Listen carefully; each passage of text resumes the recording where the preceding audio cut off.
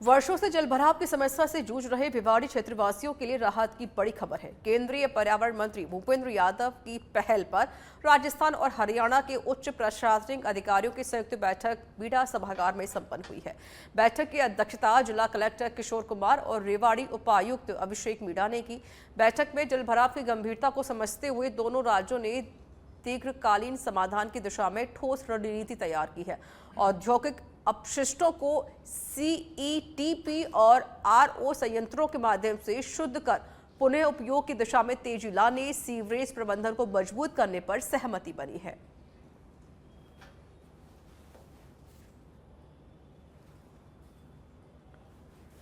सहकारिता मंत्री गौतम कुमार दत्त ने सहकार से समृद्धि के अंतर्गत किए जा रहे नवाचारों की समीक्षा बैठक की है। इसी दौरान उन्होंने कहा कि सहकारी समितियों में ऑडिट और आम सभा की कार्यवाही समयबद्ध रूप से संपन्न होनी चाहिए। औपचारिकता नहीं हो, लेकिन इसमें लोगों के सुझाव प्राप्त करने और नवाचारों की जानकारी देने पर फोकस किया जाए। उन्होंने अधिकारियों को अभियान चलाकर पैक्स स्तर पर खाद्य बीज की गुणवत्ता की जांच करने तथा विभाग में मॉनिटरिंग सिस्टम को दुरुस्त करने के निर्देश दिए हैं। उज्जैन उपखंड के फतेहपुर में आयोजित पंडित दीनदयाल उपाध्याय अंत्योदय संबल पखवाड़ा के शिविर का संभागीय आयुक्त डॉक्टर टीना सोनी एवं जिला कलेक्टर कमल उल जमान चौधरी ने निरीक्षण किया। निरीक्षण के दौरान उन्होंने सभी पात्र लोगों को मौके पर लाभ प्रदान करने के निर्देश दिए। इसके साथ ही ग्रामीणों से रूबरू होकर विभिन्न योजनाओं का भी फीडबैक लिया।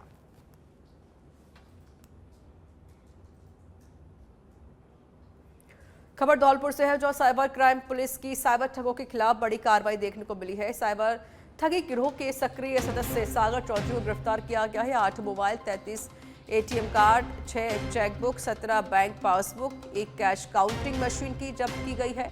स्टॉक मार्केट में इन्वेस्टमेंट के नाम पर की थी 22 लाख की ठगी। इन्वेस्टमेंट पर कई गुना बढ़ाकर देने का झांसा दिया करते थे। साइबर थाना प्रभारी मुनेश कुमार मीणा के नेतृत्व में कार्रवाई हुई है।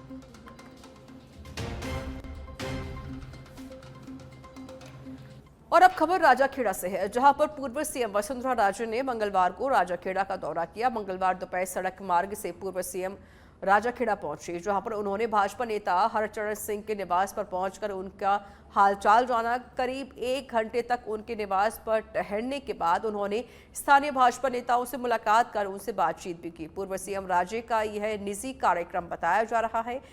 भाजपा नेताओं से बातचीत के बाद राजे सड़क मार्ग से आगरा की तरफ निकल गए। इस दौरान पूर्व जिला प्रमुख डॉक्टर धर्मपाल सिंह, राजपाल सिंह सहित अन्य परिवारजन और स्थानीय भाजपा नेता मौजूद रहे।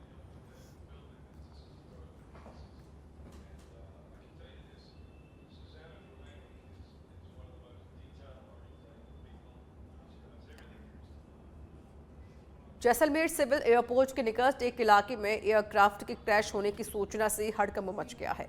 सूचना मिलते ही प्रशासन, पुलिस, चिकित्सा महकमा और फायर ब्रिगेड्स की गाड़ियां एक्टिव हो गई और चंद मिनटों में घटनास्थल पर पहुंच गई। घटनास्थल पर सुरक्षा बलों की तैनाती कर दी गई। तत्काल एम्बुलेंस पहुंची और घायलों को अस्पताल पहुंचाया गया। कुछ देर बाद खुलासा हुआ कि यह एक मॉक ड्रिल थी, जिसके बाद सभी को ने राहत की सांस ली है। जैसलमेर सिविल एयरपोर्ट के डायरेक्टर प्रमोद कुमार मीणा ने बताया कि जैसलमेर एयरपोर्ट पर फुल स्केल मॉक ड्रिल का आयोजन किया गया था। इस ड्रिल का मुख्य उद्देश्य ये है कि रियल सिचुएशन में ऐसी कोई घटना होती है तो उससे कैसे निपटा जाए। हाँ, जैसा कि आज जैसलमेर एयरपोर्ट पे फुल स्केल मॉक ड्रिल का आयोजन किया गया था। ये हमारा एक रूटीन प्रोसीजर भी है। हम एक रेगुलर फ्रिक्वेंसी पे ये करते रहते हैं कंडक्ट। बट अभी रिसेंटली, जैसा कि आपको पता है कि अहमदाबाद में एयर इंडिया की फ़्लाइट जो क्रैश हुई थी, उसके रिगार्डिंग हेडक्वार्टर से इंस्ट्रक्शन थे कि ये मॉक ड्रिल करवाई जाए। तो इसी के रिगार्डिंग हमने ऑल स्टेक होल्डर्स से मीटिंग करके आज का ये डेट फाइनल किया था मॉक ड्रिल के लिए। तो इसमें हमारा civil airport authority of India के अलावा Indian air force, district administration, district police, district medical team, district fire brigade और एयरफोर्स। शहर के मध्य से होकर बह रही गंभीरी नदी में एनीकट के नीचे पानी में युवक का शव तैरता हुआ मिला। फिलहाल युवक की पहचान नहीं हो पाई है। कोतवाली थाना पुलिस ने शव को जिला चिकित्सालय के मोर्चे में रखवा दिया है। वहीं शव के शिनाख्त की प्रयास की जा रही है। मृतक की उम्र लगभग 35 साल के आसपास बताई जा रही है। फिलहाल पुलिस ने शव को चिकित्सालय के मोर्चे में रखवा दिया है।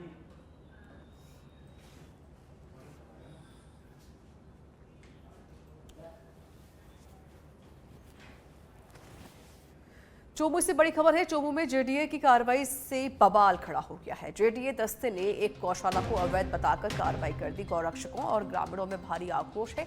सड़कों पर लोग उतर आए हैं। वीर हनुमान रोड पर लगाया गया है जाम। जेडीए प्रवर्तन अधिकारी ममता मीणा को बुलाया गया है। मौके पर स्थिति नियंत्रण में रखने के लिए चोमू एसएचओ पहुंचे हैं मौके पर। गौरक्षक कन्हैयालाल सैनी, समाज सेवी अनुराग शर्मा और प्रशासन के बीच वार्ता जारी है। गौरक्षकों में कार्रवाई को बताया अन्यायपूर्ण। खबर झुंझुनू से है, जहां पर नए जिला कलेक्टर डॉक्टर अरुण गर्ग ने पदभार ग्रहण कर लिया है। पहली बार मिली है डॉक्टर अरुण गर्ग को जिले की बागडोर। 2 साल पहले 2023 में ही आरएएस से बने थे आईएएस ऑफिसर।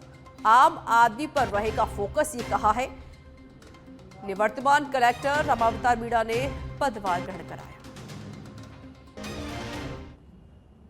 राज्य सरकार ने कल आदेश करके मुझे जिला कलेक्टर झुंझुनू के पद पर पदस्थापित किया है। मैंने हाल ही में चार्ज ग्रहण किया और जो राज्य सरकार की प्राथमिकताएं हैं वो सर्वप्रथम मेरी प्राथमिकता रहेगी। और उसके अलावा जो जिले की आवश्यकताएं हैं, यहाँ के विकास के लिए क्या कर सकते हैं, क्या समस्याएं हैं, सभी लोगों से मिलकर राय करके और पूरा प्रयास करेंगे कि एक टीम के रूप में झुंझुनू जिले की जो स्थिति है उसको और बेहतर करें और विकास की ओर अग्रसर करें। शेखावाटी में मानता हूँ कि राजस्थान के सबसे जागरूक इलाकों में से है। अभी तक 30 साल की मेरी सेवा में मैंने अनुभव किया है कि हर जगह शेखावाटी का अपना दबदबा है शुरू से। खबर हिंडोन सिटी से है, जहां श्री महावीर जी रेलवे स्टेशन पर एक्सप्रेस ट्रेन में लगी है आग। अवध एक्सप्रेस के गैस पाइपलाइन में तकनीकी खराबी के चलते आग लगी है। रेलवे टेलीकॉम कर्मचारियों ने त्वरित कार्रवाई कर आग पर काबू पाया। आग बुझाने के बाद ट्रेन को गंतव्य के लिए रवाना किया गया।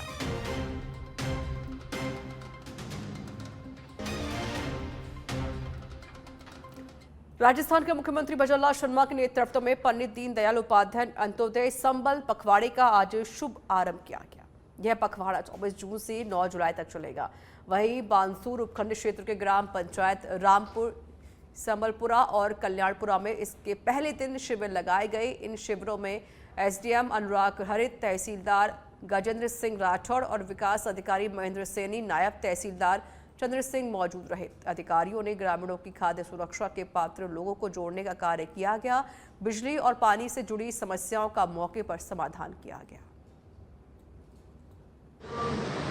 आज से प्रारंभ हो रहे पंडित दीनदयाल उपाध्याय अंत्योदय पखवाड़े के क्रम में आज पंचायत समिति बानसूर में 3 जगह कैंप आयोजित किए जा रहे हैं और राज्य सरकार की मंशा के अनुसार समस्त विभागों की उपस्थिति में खासतौर से आवेदन लिया जाकर कार्य को तत्काल किया जा रहा है। प्रत्येक जो कैंप है उनमें तहसीलदार नायब तहसीलदार। और राजसमंद से बड़ी खबर आपको बता देते हैं, जहां दिन भर उमस के बाद शहर में बारिश का दौर जारी है। बारिश के बाद शहर वासियों को गर्मी से राहत मिली है। बारिश के चलते मौसम सुहाना हो गया। बारिश के बाद किसानों के खिले हैं चेहरे। बारिश के बाद किसान अब मक्के की बुआई करेंगे। भीलवाड़ा के सवाईपुर से बड़ी खबर है, जहां अनियंत्रित होकर रोडवेज बस उतरी है सड़क के नीचे। ब्रेक फेल होने की वजह से हादसा हुआ है। नेशनल हाईवे 758 पर चावड़िया के पास ये घटना घटी है। हादसे में कोई जनहानि नहीं हुई है। भीलवाड़ा से कोटा की तरफ जा रही थी रोडवेज बस। चालक की सूझबूझ से ये बड़ा हादसा टला। बरौनी थाना क्षेत्र के सिंदड़ा द्वारिका नगर में बाबा साहेब भीमराव अम्बेडकर की प्रतिमा को तोड़ने वाले आरोपियों की गिरफ्तारी की मांग को लेकर भीमसेना कार्यकर्ताओं ने भीमसेना जिलाध्यक्ष अशोक बर्वा के नेतृत्व जिला मुख्यालय के अम्बेडकर सर्किल पर धरना दिया। धरने की सूचना मिलने पर पुलिस उपाधीक्षक राजेश विद्यार्थी, कोतवाली थाना अधिकारी भंवरलाल जाब्ते के साथ मौके पर पहुंचे। आक्रोशित भीमसेना कार्यकर्ता नारेबाजी करते हुए जिला कलेक्टर कार्यालय पर पहुंचे और उपखंड अधिकारी को जिला कलेक्टर के नाम ज्ञापन सौंपा गया। आज हम जो संबंधित थाना बरौनी और ग्राम सिंदड़ा से, जहाँ पर हमारे यहाँ पे द्वारका नगर से ये सभी ग्रामवासी आए हैं, वहाँ पर इन ग्रामवासियों ने अपने सहयोग से एक बाबा साहब की प्रतिमा स्थापित की गई थी। लेकिन कल क्या नाम से कुछ असामाजिक तत्वों के लोगों ने बाबा साहब की प्रतिमा को खंडित कर दिया गया। यहाँ तक कि इतनी तरीके से खंडित की कि पत्थरबाजी की, कोई नाक तोड़ दिया, कोई उंगली तोड़ दी, पीछे से पत्थरों के बाहरी निशान है। ये अम्बेडकर की जो मूर्ति द्वारका नगर सेंद्रा में स्थापित है ना, तो उसकी नाक, एक अंगुली और कान, उनकी ऐनक भी क्रैक हुई है। तो उसकी सूचना मिलते ही हमने कल शाम को रिपोर्ट दर्ज कराई प्रशासन। ये बरौनी थाना क्षेत्र में कोई सिंदड़ा गांव है, वहाँ पर अम्बेडकर साहब की कोई प्रतिमा थी। इन लोगों का कहना है कि छोटी सादड़ी थाना क्षेत्र के राजखेड़ा एफएसटी प्लांट में लूट की वारदात का पुलिस ने खुलासा कर दिया है। 3 शातिर बदमाशों को गिरफ्तार किया गया। पूछताछ में आरोपियों ने न सिर्फ इस लूट की बात को कबूला, बल्कि बीते कुछ महीनों में प्रतापगढ़ और आसपास के गांव से 70 से अधिक ट्रांसफार्मरों से तांबा और तेल चोरी करने की वारदातों को भी अंजाम देने की बात स्वीकार कर ली है।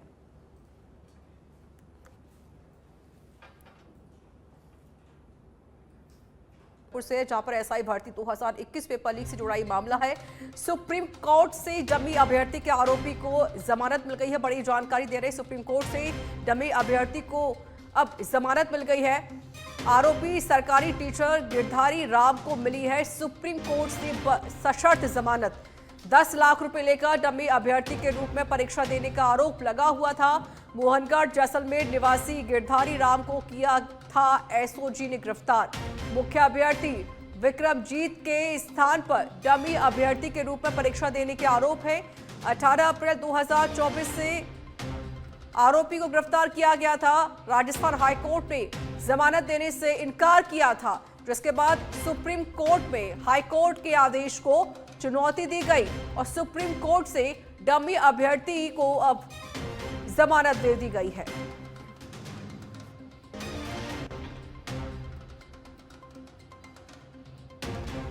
बरसात की बूंदों के बीच चाय की चुस्कियां लेते हुए मुख्यमंत्री भजनलाल शर्मा नजर आए। बता दें कि सीएम ने चाय की चुस्कियों का आनंद लिया है। कार्यक्रम के बाद जयपुर लौटने के दौरान सीएम ने चाय की चुस्कियां ली हैं। Deputy CM doctor Premchand Bairwa और बीजेपी कार्यकर्ता मौजूद रहे। मुख्यमंत्री का सहज, सरल और आत्मीय व्यवहार के साथ साथ जनसंवाद हुआ। बरसात के फुहारों में चाय ने इस दिन को और खास बना दिया।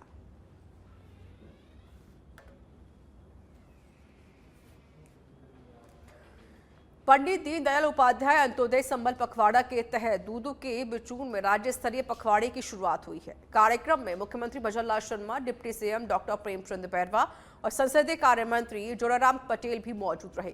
इसी दौरान मुख्यमंत्री ने कहा कि हम सब संकल्प लें कि समाज के अंतिम व्यक्ति तक विकास का उजियारा पहुंचाएं। कांग्रेस ने हमेशा गरीबी हटाओ का नारा दिया, लेकिन कभी उनका गरीब से कोई वास्ता नहीं रहा। गरीब के उत्थान का काम किया है तो सिर्फ प्रधानमंत्री नरेंद्र मोदी ने किया है। आदरणीय मुख्यमंत्री जी ने भी आपकी अपनी योजनाएं नहीं, राजस्थान में कांग्रेस को चुनौती दी है कि आइए आपके 5 साल के कार्यकाल और हमारे 1.5 साल के कार्यकाल की गणना कीजिए। हमारे मीडिया के भाइयों के सामने बहस हो जाए, पता लग जाएगा। और मैं भी मेरे आपकी मार्फत ये चुनौती देता हूं कि मेरे विधानसभा क्षेत्र लूणी में उनके 10 साल के कार्यकाल और हमारे 1.5 साल के कार्यकाल में आके मिलान कर दीजिए, हम उनसे सवाल पढ़ेंगे। मेरा ये भी निवेदन है कि ये जो पखवाड़ा है वो दीनदयाल जी के सिद्धांत पर आधारित है। अंतिम पंक्ति में जो व्यक्ति खड़ा है, जिसकी हमारे से अपेक्षा है, उसकी आवश्यकता है, उसकी हम पूर्ति करेंगे और ये सफलतम पखवाड़ा होगा, ऐसी हमारी कामना है। डॉक्टर ने कल कहा है कि अल्बर्ट हॉल पर वो बहस के लिए तैयार है, तो कौन जाएगा? अल्बर्ट हॉल पर गोविंद जी जिस तरह से कहे, हमारे मंत्री परिषद का एक साथी, हमारा कार्यकर्ता सभी तैयार है। जिनको वो कहे वो आकर तैयार है। वो आंकड़े लेके आ जावे, ये आंकड़े वो आपको दे दे, हम हमारे आंकड़े हमारे जो हमारी राज्य सरकार की और केंद्र सरकार की योजनाएं हैं, उन योजनाओं को उन तक पहुंचेगा जिन लोगों तक वो वंचित रह गए, इस लाभार्थियों तक पहुंचाओगे। इसके लिए मैं आपका हार्दिक आभार व्यक्त करना चाहूंगा, क्योंकि आपने जब से बागडोर संभाली है, आपने महिलाओं के लिए गैस में सब्सिडी देने का काम आपने किया। आपने इन किसानों के लिए गेहूं में समर्थन मूल्य बढ़ाने का आपने काम किया और आपने पेट्रोल और डीजल का भाव समांतर इस राजस्थान में करके किसानों और हर क्षेत्र के लोगों को राहत देने का काम किया है। आपने इतना ही नहीं, हमारे बेरोजगार जो युवा भाई थे उनके लिए जो पिछली सरकार ने जो धोखाधड़ी की है, जिस तरह का काम किया है पेपर लीक कर करके, उन सबको आपने SIT गठित किया और जेल में डालने का काम किया है। और उन युवाओं के लिए आपने रोजगार के जो द्वार खोले हैं, इसके लिए आपका बहुत बहुत आभारी। और सबसे बड़ा काम आपने जो किया है वो ERCP योजना के तहत आने वाले भविष्य में इस क्षेत्र के लोग हमेशा ये कहते थे कि हमारा कारक बांध, हमारा छापरा बांध कब बनेगा, लेकिन आपका जो विजन था, आपका जो सोच था, वो सोच आज इस राजस्थान में पूरा हो रहा है और जिसकी DPR बनके आने वाले भविष्य में हर घर को और हर खेत को पानी मिलने का काम। हमने कहा बारिश के समय में पेड़ों की टहनियां बड़ी हो जाती हैं और तार ढीले हो जाते हैं, उससे हमारे किसी गांव के गरीब व्यक्ति को, किसान को नुकसान नहीं हो, इसलिए झूलते तारों, विद्युत पोलों की मरम्मत भी की जाए, उनको सुरक्षित बिजली आपूर्ति होगी और उनके पास से उन पेड़ों की छटाई भी की जाए जिससे उनमें बिजली का करंट नहीं आए, जिससे कोई घटना और दुर्घटना नहीं हो। ये कार्य सीधे तौर पर गरीब और वंचित वर्ग को जीवन को प्रभावित करेंगे। सबसे महत्वपूर्ण ये पखवाड़ा उन्हें विश्वास दिलाएगा कि सरकार उनके लिए काम कर रही है और उनके वर्षों से अटके हुए कार्य पूरे होंगे। मित्रों, मैं ये भी कहना चाहता हूं कि जिस तरह से आज जो काम हुए हैं और जब अभी आपने देखा कि हमने लंबित नोटिस तामील करना, उनके काम भी हुए, राजस्व विभाग के ग्रामीण विकास के कार्य भी हुए हैं, पंचायत राज के कार्य भी हुए हैं, ऊर्जा विभाग के कार्य भी हुए हैं, जन स्वास्थ्य अभियांत्रिकी के काम भी हुए हैं और आपने अभी देखा है हमारी माता बहनों को पट्टा देने का काम भी हमारी सरकार ने किया है। अब उनसे उनका जीवन स्तर ऊपर उठेगा। आपके पास जमीन थी, आबादी की जमीन थी, लेकिन आप रह रहे थे उसमें, लेकिन अभी अगर किसी बैंक में जाएंगे और उसके माध्यम से कोई काम के लिए लोन लेना चाहेंगे तो वो नहीं मिलेगा, लेकिन आपके पास पट्टा होगा तो बैंक से लोन भी आपको मिलेगा जिससे आप अपने काम भी कर सकेंगे। ये काम भी हमने। और डिप्टी सीएम दिया कुमारी की अध्यक्षता में आज सचिवालय में विभागीय समीक्षा बैठक आयोजित की गई। बैठक में महिला अधिकारियों और निदेशालयों की मौजूदगी में विकास की विभिन्न योजनाओं और बजट घोषणाओं की प्रगति पर गहन से चर्चा हुई है। बैठक में आंगनबाड़ी कार्यकर्ताओं के मानदेय में 10% वृद्धि, पोषण आहार में दूध की मात्रा बढ़ाने और आंगनबाड़ी भवनों की मरम्मत के लिए 50 करोड़ रुपए व्यय करने जैसे महत्वपूर्ण बिंदुओं की समीक्षा की गई। डिप्टी सीएम दिया कुमारी ने विभागीय कार्यक्रमों की सार्वजनिक जागरूकता के लिए मीडिया और सोशल मीडिया पर नियमित प्रचार प्रसार करने के निर्देश दे दिए हैं। उन्होंने कहा कि अच्छे कामों को सिर्फ कागजों में नहीं, जनता तक भी पहुंचाना चाहिए।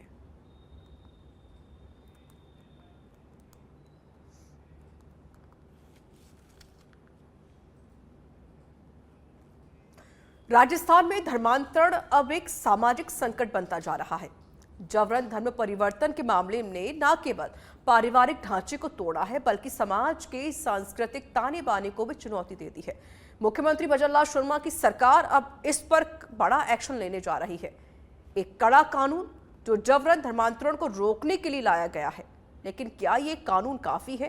क्या वाकई धर्म परिवर्तन की आड़ में कुछ संस्थाएं हमारे समाज को तोड़ने में लगी हुई हैं? और क्या मंजू देवी जैसी बेटियां इसी सिस्टम की शिकार हैं? देखिए हमारी ग्राउंड रिपोर्ट। राजस्थान, जहां कभी एकता और विरासत की मिसाल दी जाती थी, आज वहीं जबरन धर्मांतरण की आग सुलग रही है। आदिवासी और दलित इलाकों में चर्चों, एनजीओ और विदेशी फंडिंग के सहारे कहीं प्रार्थना सभा के नाम पर, कहीं मुफ्त चिकित्सा शिविर तो कहीं सिलाई मशीनों के लालच में लोगों को उनकी जड़ों से तोड़ा जा रहा है। नवगठित जिले खैरथल के पडिसल गांव की 25 वर्षीय मंजा देवी भी कुछ ऐसी ही साजिश का शिकार हुई, जिसने आत्महत्या कर ली।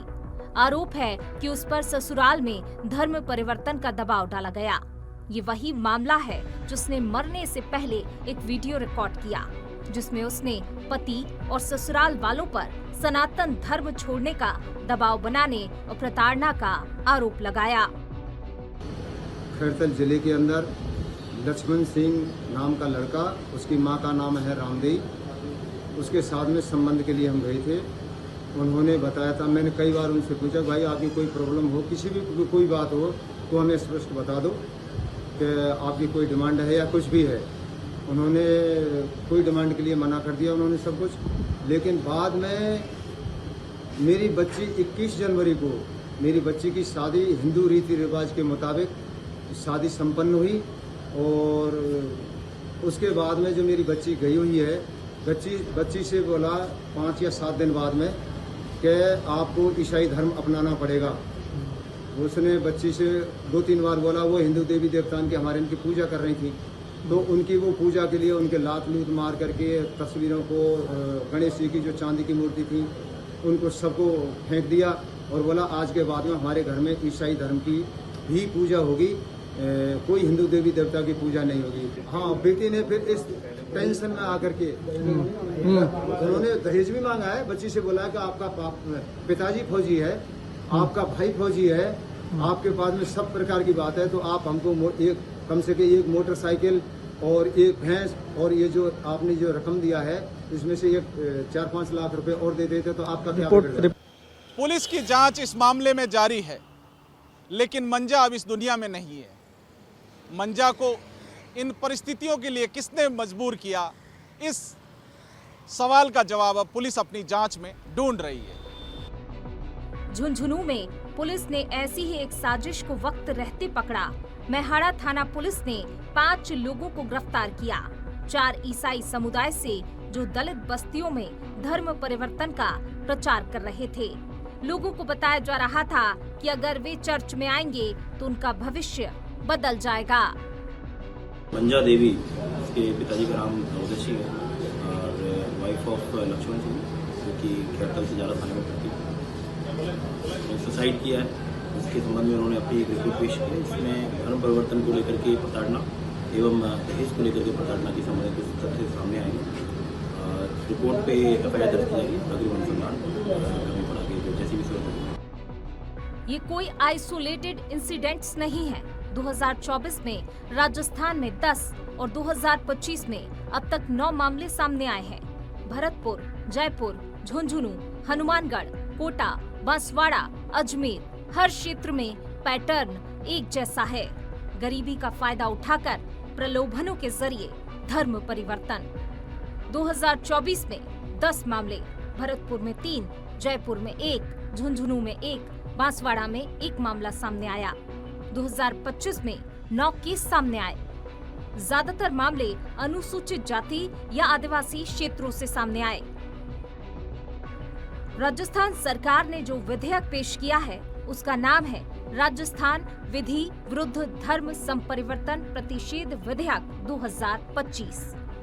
इस कानून के तहत जबरन धर्मांतरण पर 10 साल की सजा का प्रावधान है और अगर कोई व्यक्ति स्वेच्छा से धर्म बदलना चाहता है तो उसे एडीएम के समक्ष आवेदन देना होगा। साथ ही प्रमाणित कारण भी बताना होगा। धर्मांतरण विधेयक के मुख्य बिंदु: जबरन धर्म परिवर्तन पर 10 साल तक सजा, एडीएम के समक्ष पूर्व सूचना और सत्यापन अनिवार्य, प्रलोभन, झूठी जानकारी, दबाव को अपराध माना जाएगा। जिन्हें हम शिक्षित करने और सशक्त बनाने में जुटे थे, आज वो धर्म की राजनीति और लालच के बीच टूट रहे हैं। ये सिर्फ एक कानून की बात नहीं है, ये हमारी पहचान, हमारी जड़ों की बात है। राजस्थान के घर घर में मंजा जैसी बेटियां फिर ना टूटें, ये जिम्मेदारी कानून से भी ज्यादा हमारी चेतना की है। हमारी आवाज ही सबसे बड़ा प्रतिरोध है। जागिए, सोचिए और साजिशों को पहचानिए। विरासत की रक्षा करें, अपनी संस्कृति का सम्मान करें। राजस्थान में धर्मांतरण के मामले लगातार बढ़ते जा रहे हैं। जहां पिछले साल 2024 में 10 मामले सामने आए थे, वहीं 2025 में अभी जून चल रहा है, लेकिन 9 मामले अभी तक सामने आ चुके हैं। खास बात यह है कि अधिकतर मामले जिनकी संख्या ज़्यादा है वो भरतपुर से हैं। भरतपुर जहां से मुख्यमंत्री खुद आते हैं। राजस्थान सरकार इस तरह के धर्मांतरण को रोकने के लिए कानून लाने का विचार कर रही थी और उसे लाया भी गया, लेकिन अभी तक वो कानून विधानसभा में पास नहीं हो पाया। अगर कानून आता है तो धर्मांतरण जो इस तरीके से हो रहा है उस पर कठोर कार्रवाई होगी और पुलिस को कार्रवाई करने में काफ़ी आसानी होगी और फिर कोई मंजा या फिर कोई ऐसी महिला इसका शिकार नहीं होगी। जिस तरह से मंजा ने अपनी जान गंवाई और कोई इसका शिकार नहीं होगा। सहयोगी हरिशंकर त्यागी के साथ मैं विवेक श्रीवास्तव, सच बेधड़क के लिए, जयपुर से। और आरपीएससी के व्याख्याता भर्ती में विक्षक लगाने का मामला सामने आया। जिला शिक्षा अधिकारी प्रारंभिक की ओर से लगाई गई विक्षकों की ड्यूटी पर सवाल खड़े हो रहे हैं। 23, 24 और 25 जून को लगाई गई परीक्षा में विक्षकों की ड्यूटी, ऐसे में कई शिक्षकों को महज 3 दिन में 6 पारियों में केवल 1 पारी में ड्यूटी लगाई गई, जबकि सांगानेर ब्लॉक में लगभग 48 शिक्षकों की ड्यूटी लगी है 3 दिन की, लगातार 6 पारियों में। ऐसे में अब सांगानेर ब्लॉक के शिक्षकों में नाराजगी है। अंदरखाने ड्यूटी लगाने में लग रही अनियमितताओं के आरोप। सांगानेर सिटी ब्लॉक में बड़ी संख्या में शिक्षक हैं। ऐसे में 3 दिन 6 पारियों में केवल 48 शिक्षकों की ड्यूटी ही क्यों लगाई गई है, ये कई बड़े सवाल खड़े हो रहे हैं। अंदरखाने इसको लेकर अब कई सवाल भी किए जा रहे हैं।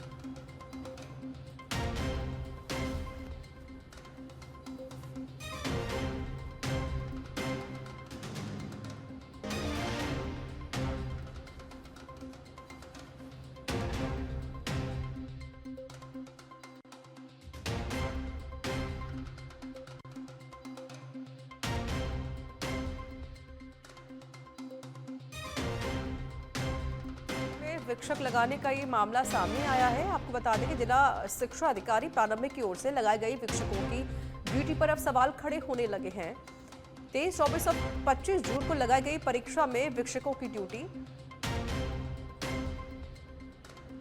और संवाददाता कुणाल भटनागर जुड़ गए फोन पे। कुणाल, ये नाराजगी क्यों प्रकट की जा रही है, जानकारी दीजिए। देखिए ऋचा, आपको बता दें कि अभी जो है 23 जून से 4 जुलाई तक जो है आरपीएससी द्वारा व्याख्याता भर्ती का आयोजन किया जा रहा है।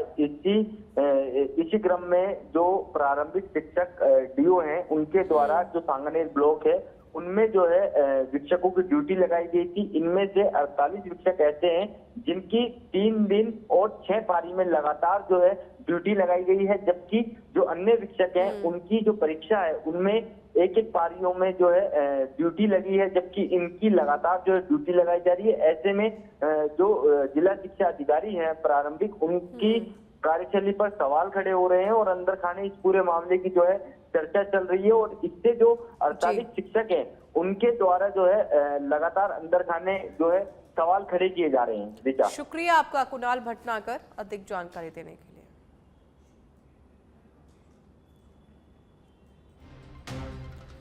प्रमुख शासन सचिव पर्यटन राजेश यादव ने पर्यटन विभाग की पहली समीक्षा बैठक ली। इसी दौरान उन्होंने कहा कि राजस्थान में पर्यटन विकास की असीम संभावना है। उन्होंने कहा कि राजस्थान में कई क्षेत्रों में पर्यटन विकास किया जा सकता है, इस हेतु योजनाबद्ध कार्य किए जाएं। उन्होंने कहा कि राजस्थान के चटकीले रंग करते हैं आकर्षित। यहाँ की शानदार कला, संस्कृति और शौर्यपूर्ण इतिहास भी पर्यटकों के लिए आकर्षित करने वाले प्रभावी मार्केटिंग भी प्रदेश की पर्यटन ब्रांडिंग में बहुत अहम है।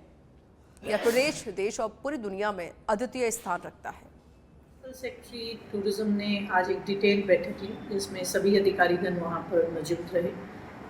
इसमें डिटेल में जो हमारे गोल्स हैं उसके बारे में चर्चा हुई।